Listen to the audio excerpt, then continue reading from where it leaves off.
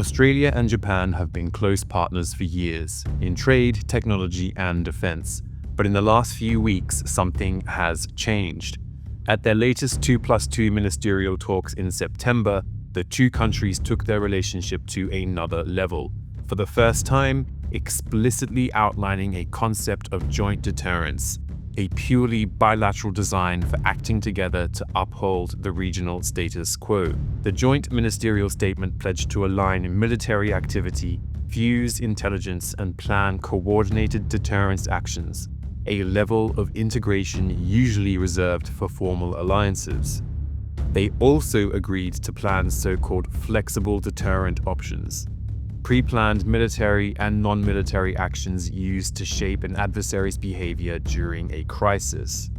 Until now, Japan has only developed these options with the United States, making this a major step toward genuine operational integration with Australia. Japan's defense minister at the time put it bluntly, "We will further strengthen collective deterrence," he said. So this is a big development, one that signals Canberra and Tokyo are now prepared to plan and act together against coercion or force, edging a little closer to a shared system of collective security. Australia's Deputy Prime Minister and Defence Minister Richard Marles was even more emphatic than his Japanese counterpart, saying, "There is no country in the world with whom we have greater strategic trust." It was a striking admission from one of Canberra's most senior figures. Trust of that kind has long been reserved for the United States. But these developments didn't emerge in a vacuum. For 2 decades, Canberra and Tokyo have been getting closer.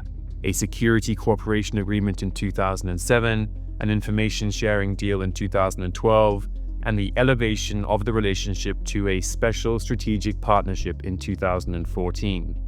Then, in 2022, they signed a new declaration promising to consult on regional crises and consider joint responses.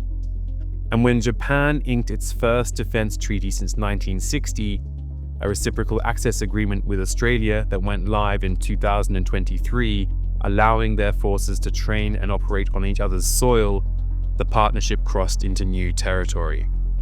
And the Tokyo-Canberra relationship is moving forward in other ways too.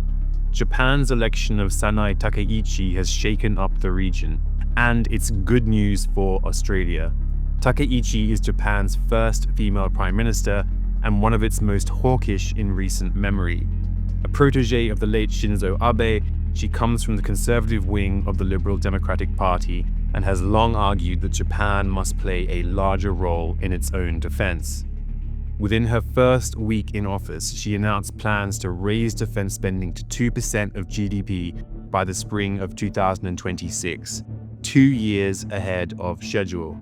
She also vowed to expand Japan's counter-strike missile capability and accelerate the development of advanced, dual-use technologies such as origami drones.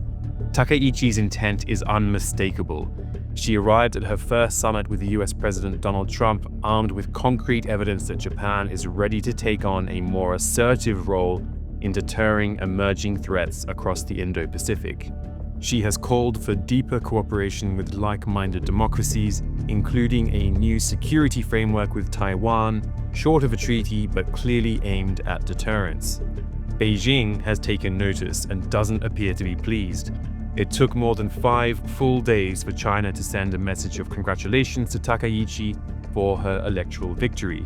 In her first meeting with Australian Prime Minister Anthony Albanese, Takeichi urged Australia and Japan to spearhead efforts to create a free and open Indo-Pacific, and said she would promote strategic cooperation with Australia in addition to the existing Quad collaboration.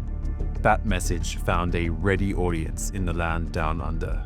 Earlier this year, before Japan's leadership change, the Northern Territory's chief minister traveled to Tokyo to promote the region as a future hub for Japanese troop rotations, following a trilateral announcement with the United States. That culminated in the decision for Japan's amphibious rapid deployment brigade to begin regular deployments to Northern Australia, scheduled to commence alongside the US Marine Rotational Force Darwin.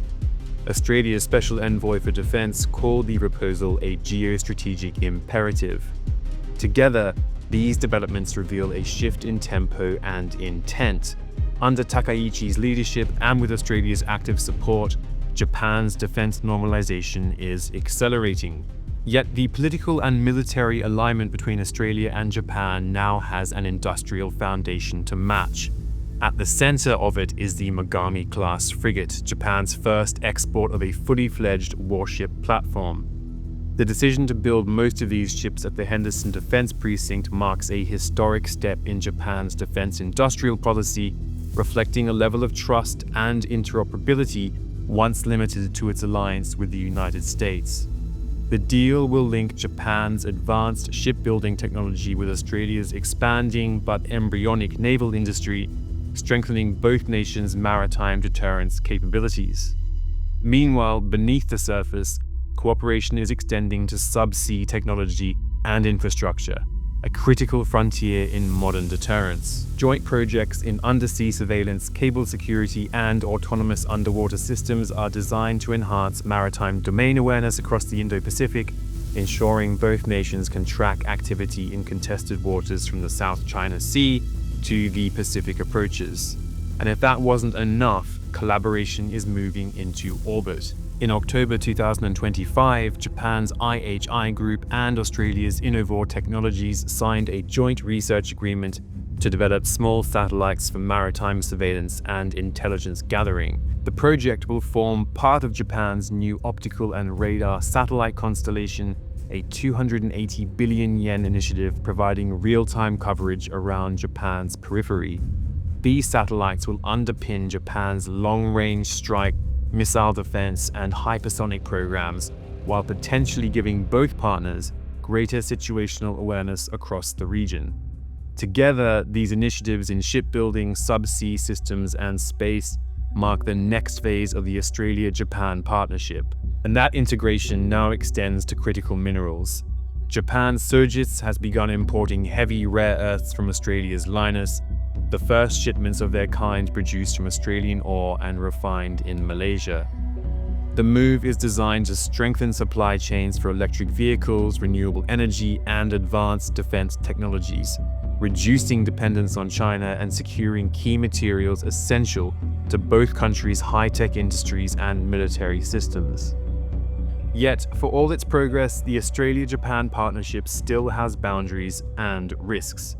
Canberra is looking to strengthen deterrence and defend the status quo, but it is not signing up for war. As a result, Japan's territorial disputes with China represent a potential flashpoint and a risk for Australia. If tensions in the East China Sea were to erupt, over the Senkaku or Diaoyu Islands for instance, it's unclear how Canberra would respond. Australia has no direct stake in those territorial disputes and arguably has little appetite to be dragged into them. Public opinion in both countries is also something of a question mark. It's unclear if either electorate supports a formal alliance or automatic defense commitments. This is why political leaders frame cooperation as deterrence and not collective defense to avoid crossing that line.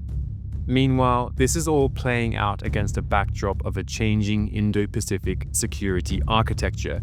For decades, stability rested on two pillars: multilateral frameworks like ASEAN and America's hub-and-spoke alliance system. Both now are under strain. Under a second Trump administration, critics say US policy has grown unpredictable, and as a result, countries across the Indo-Pacific are hedging their bets. This means that smaller, purpose-built coalitions are growing in number, modular partnerships designed for specific threats. So the old architecture of treaties and institutions is giving way to, or at least being accompanied by, a network of more flexible, overlapping arrangements bound by shared interests rather than formal obligations. The Australia-Japan partnership is arguably the most important.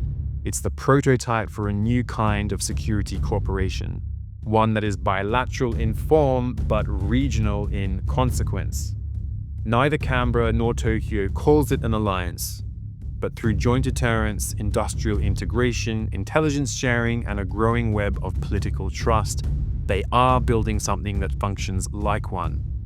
In an era when US expectations and guarantees are changing, the stability of the Indo-Pacific may depend as much on Japan and Australia as it does on Washington.